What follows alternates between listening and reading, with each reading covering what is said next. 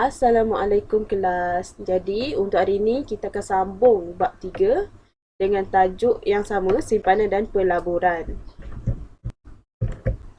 Okey, mari kita imbas kembali tentang tajuk bab 3 yang kita dah belajar dalam kelas sebelum ni.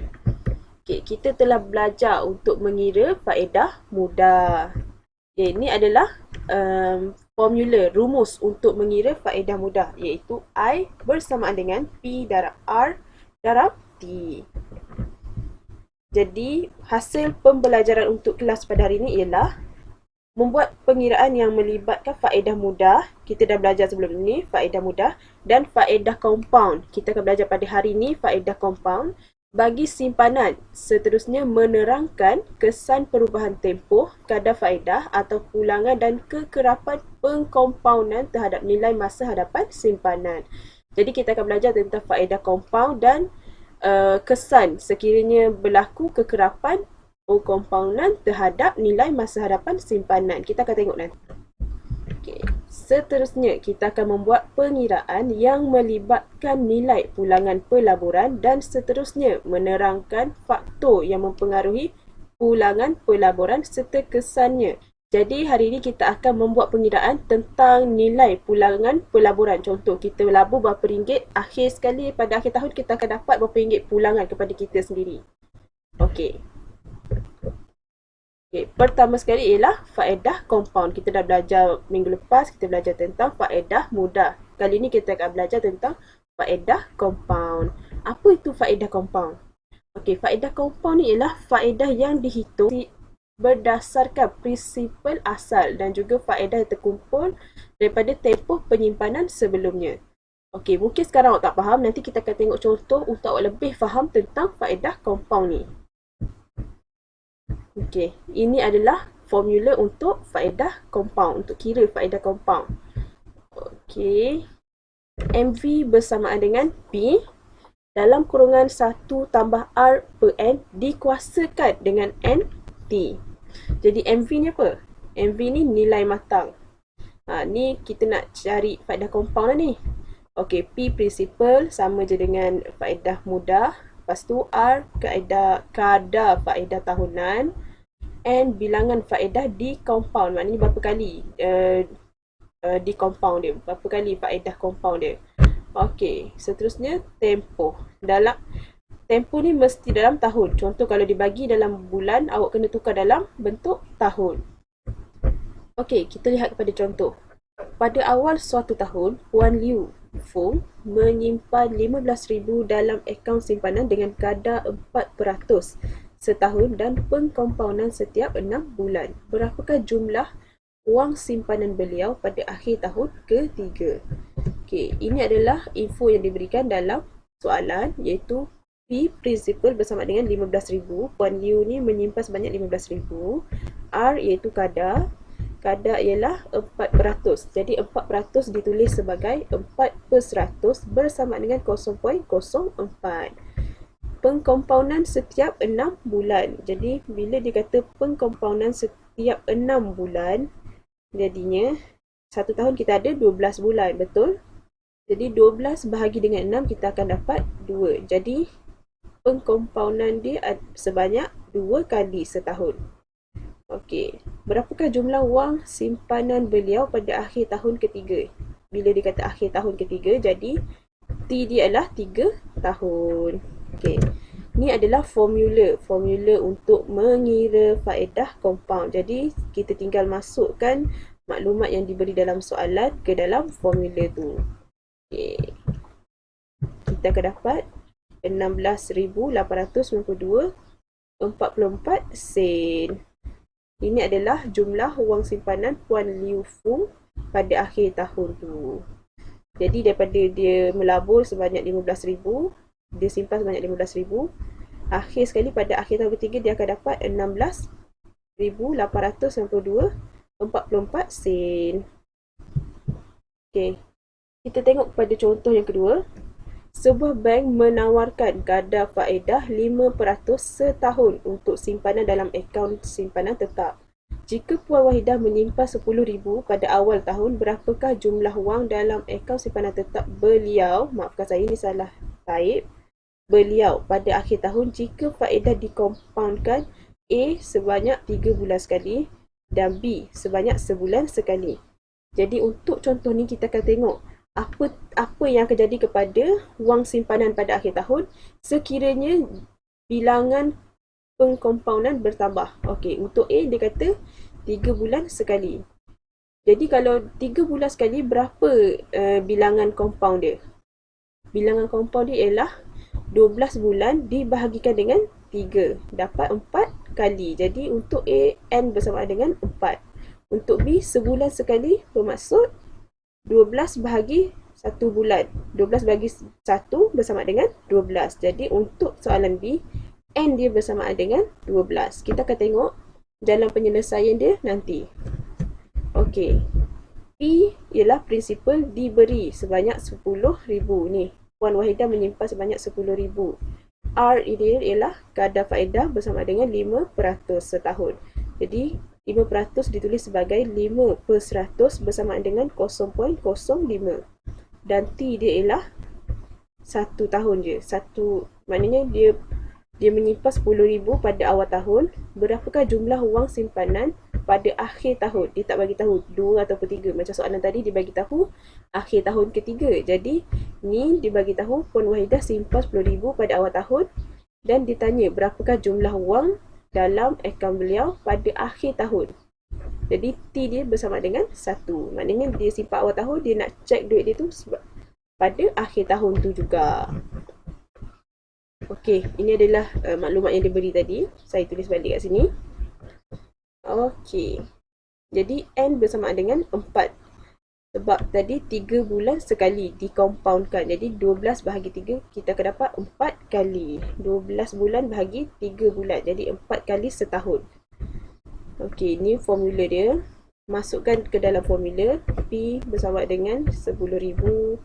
R per N. R bersama dengan 0.05 bahagi dengan N dia adalah 4. N T. 4 darab dengan 1. Jadi kita akan dapat sebanyak 10,509.45 sen. Okey, ni kalau dia punya N adalah 12. Sebab dia dikompaundkan sebanyak sebulan sekali. Jadi 12 kali dikompaund dalam masa 1 tahun.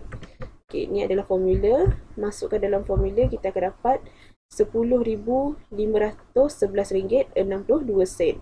Jadi kalau awak tengok berdasarkan kedua-dua jalan pengiraan ni, dia punya compound sebanyak 4 kali dan 12 kali, yang mana satu duit simpanan dia makin lebih banyak.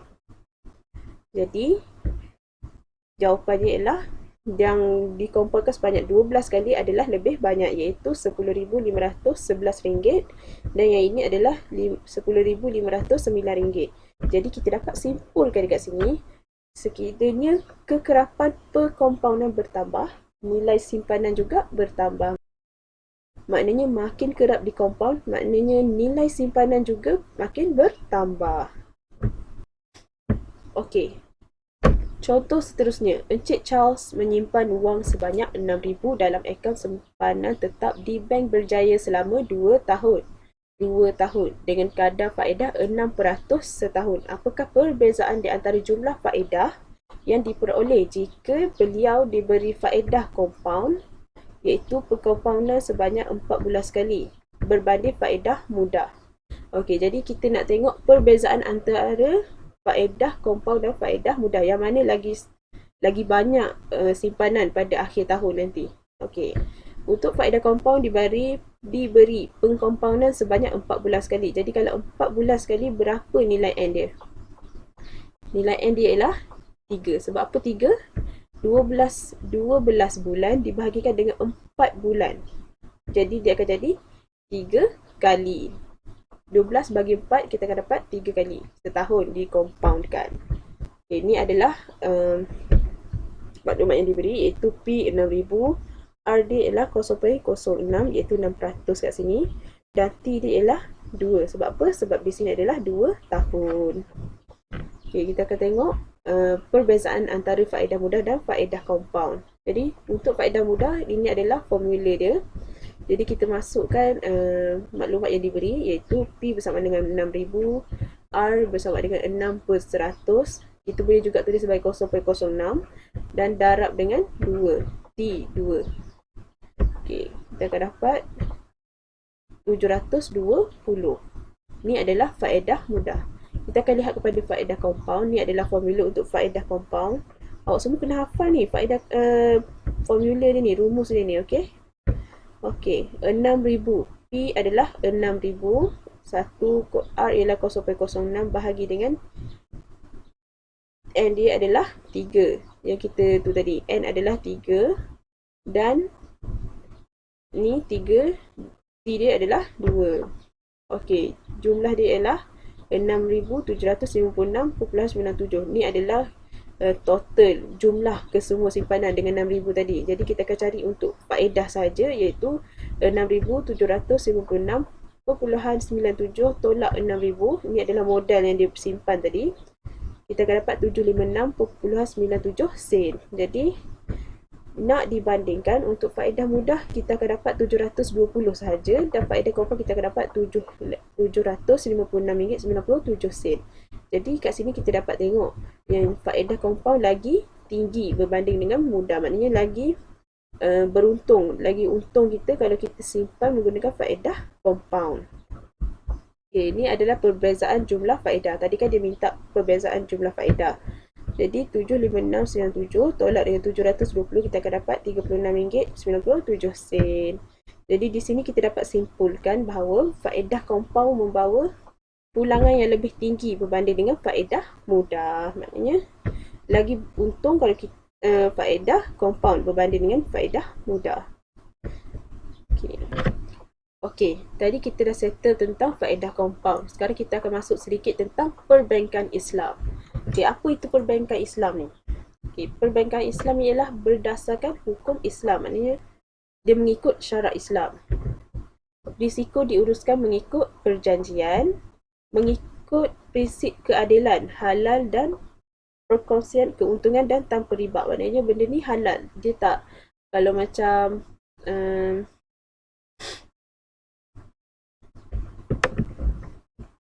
seterusnya mengikut prinsip keadilan, halal dan perkongsian keuntungan dan tanpa riba. Seterusnya, tidak menentukan kadar pulangan pada peringkat awal penyimpanan, malah diketahui semasa tempoh matang nanti, selepas habis sesuatu tempoh yang diberikan. Okay, kita lihat contohnya. Encik Osman menyimpan 20,000 dalam akaun simpanan di sebuah bank Islam mengikut prinsip wadiah. Apa tu prinsip wadiah? Okay, prinsip wadiah ialah harta atau wang tunai yang diterima dengan persetujuan pelanggan untuk disimpan di dalam bank. Maknanya dia akan dapat ganjaran dan lebih kurangnya. Okay. Jadi pihak bank bertanggungjawab atas keselamatan harta atau wang itu mengikut prinsip wadiah selama 1 tahun. Pada akhir tahun tersebut, beliau menerima sebanyak 20,500 sebagai pulangan daripada simpanan tersebut. Jadi tambahan RM500 ni merupakan hibah. Hibah ni adalah hadiah daripada bank. Hitung peratusan hibah yang diperoleh Encik Osman. Jadi sekarang soalan minta kita untuk mengira peratusan hibah yang diterima ni. Okey, 500 ni adalah hibah tersebut dibahagikan dengan 20,000. Okey, kita tengok pada penyelesaiannya. Peratus hibah. Okey, dia dapat 500,000 bahagi dengan 20,000 ni yang Encik Osman tu simpan, darab dengan peratus. Jadi peratus hibah kenalah dalam bentuk peratusan. Jadi 500 bahagi 20,000 darab 100 kita akan dapat 2.5%. Jadi 2.5% ni adalah peratusan hibah yang Encik Osman terima daripada pihak bank. 2.5% ini sebagai rujukan sahaja pada masa akan datang bagi penyimpan dan bukannya tetap. Okey, kita dah habis tentang faedah compound dan kita dah sentuh sikit pasal perbankan Islam. Jadi kita akan masuk pula kepada tajuk nilai pulangan pelaburan. Untuk nilai pulangan pelaburan ni, kita akan masuk kepada 2 jenis pelaburan je, iaitu yang pertama ialah amanah saham dan yang kedua ialah hartanah. Jadi apa itu nilai pulangan pelaburan? Okey, nilai pulangan pelaburan ialah nilai pulangan atas setiap ringgit yang dilaburkan oleh pelabur. Ataupun dia boleh juga dipanggil sebagai nisbah keuntungan atau kerugian. Jadi kita nak kira sama ada kalau dia melabur, adakah dia untung ataupun rugi. Jadi kita akan tengok dalam topik ini. Okey, ini adalah rumus untuk menghitung nilai pulangan pelaburan, iaitu jumlah pulangan bahagi dengan nilai pelaburan yang diberi pada awal tu darab dengan 100. Amanah saham. Jadi ini adalah pulangan untuk amanah saham. Pulangan untuk amanah saham iaitu dividen, share bonus dan keuntungan modal. Jadi untuk dividen ni dia akan diterima pada akhir tahun berdasarkan pelaburan tu, berapa nilai pelaburan yang dibagi. Seterusnya share bonus. Share bonus ni ialah tambahan secara percuma, macam ganjaran lah. Jadi untuk keuntungan modal ialah peningkatan harga saham. Jadi untuk awak lebih fahami, kita akan tengok soalan yang cikgu akan tunjuk lepas ni. Okey, kita masuk kepada contoh yang seterusnya, iaitu pada 1 Januari 2018, Rahim melabur dalam amanah saham Bumiputera ASB sebanyak 4,000 unit bernilai RM1 per unit. Jadi kalau 4,000 unit bernilai RM1 seunit, jadi dia akan jadi RM4,000 yang dia laburkan. Seterusnya, bagi tahun kewangan berakhir pada 31 Disember. Okey, tadi dilabur pada 1 Januari. Sini tahun kewangan berakhir pada 31 Disember. Jadi tempohnya adalah selama setahun. ASB membayar dividen sebanyak 8%. Berapakah dividen yang diterima oleh Rahim pada tahun tersebut? Yang ini senang. Dia minta awak semua cari dividen. Jadi dividen dia dah bagi 8%. 8% ni awak darab je lah dengan 4,000. Okay, kita tengok. Modalnya ialah 4,000 darab dengan RM1. Jadi kita akan dapat RM4,000. Jadi untuk cari dividen, 8% darab dengan modal iaitu 4,000, kita akan dapat 320. Jadi dividen yang diterima oleh Rahim pada tahun tersebut ialah 320. Okey, kelas? Okey, contoh. Pada 1 Januari 2018, Puan Siti melabur dalam ASB sebanyak 3,000 unit yang bernilai RM2. Sebanyak 3,000 unit yang bernilai RM2 satu unit. Bagi tahun kewangan berakhir pada 31 Disember. Maknanya ni 1 Januari, sini Disember. Jadi di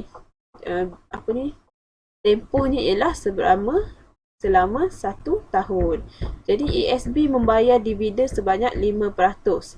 Pada 1 Januari 2019, Puan Siti menjual semua saham yang dimiliki dengan harga RM2.20.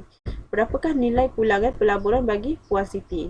Okey, jadi pada awal tahun 2018 dia beli dengan harga RM2, 3,000 unit. Jadi pada awal tahun 2019, iaitu setahun lepas tu, Puan Siti ni dia jual balik dengan harga RM2.20. Jadi peningkatan dekat sini adalah sebanyak 20 sen. Jadi berapakah nilai pulangan pelaburan untuk Cik Siti tu? Okey, kita tengok. Okey, modal dia ialah 3,000 unit darab dengan RM2 tadi kan. Okey, kita akan dapat RM6,000. Jadi Puan Siti ni melabur sebanyak RM6,000. Seterusnya kita perlu kira dividen. Kan tadi dia kata ASB bagi dividen dekat Puan Siti ni sebanyak 5%. Jadi 5% darab dengan 6,000 bersamaan dengan 300. Jadi dividen untuk Puan Siti adalah sebanyak RM300. Jadi peningkatan harga saham. Peningkatan harga saham tadi daripada RM2 jadi RM2.50. Jadi kita cari beza dia iaitu 20 sen. RM2.20 tolak RM2, kita akan dapat 20 sen. Jadi daripada peningkatan harga saham tu, kita akan dapat kira keuntungan modal yang Puan Siti dapat, iaitu 20 sen tadi peningkatan harga saham tu, 20 sen darab dengan 3,000 unit yang Puan Siti tu dah beli pada awalnya. Jadi kita akan dapat sebanyak RM600. Jadi RM600 ini ialah keuntungan modal yang Puan Siti tu dapat dan jumlah pulangan dia. Soalan tu minta jumlah pulangan. Jumlah pulangan ialah RM300.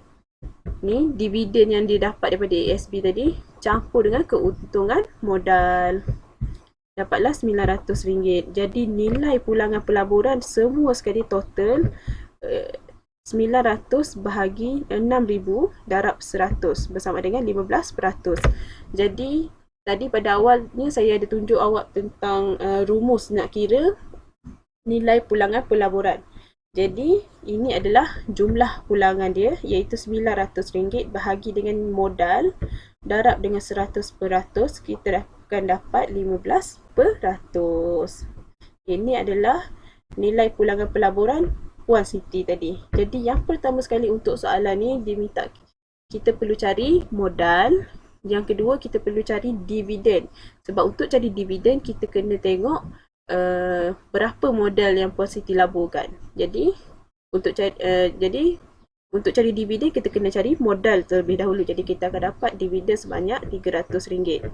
Okey, seterusnya kita perlu cari keuntungan modal. Okey, keuntungan modal ni adalah peningkatan harga saham darab dengan berapa unit yang dibeli tadi. Jadi untuk cari keuntungan modal kita perlu cari peningkatan harga saham terlebih dahulu, iaitu sebanyak 20 sen. Baru kita dapat kira keuntungan modal, iaitu 20 sen darab dengan 3,000 unit yang dibeli oleh Puan Siti tadi, kita akan dapat 600. Jadi jumlah pulangan ni adalah penambahan antara dividen dengan keuntungan. Jadi kita akan dapat 900. Jadi untuk cari nilai pulangan pelaburan tu kita kena bahagikan jumlah pulangan dengan modal tadi. Baru kita akan dapat 15%. Kalau awak tak faham tentang soalan ni, awak boleh PM saya nanti. Okay? Sebab saya tahu benda ni banyak. Jadi kalau awak tak faham, awak boleh PM saya nanti. Nanti saya akan ajar awak secara personal. Okay.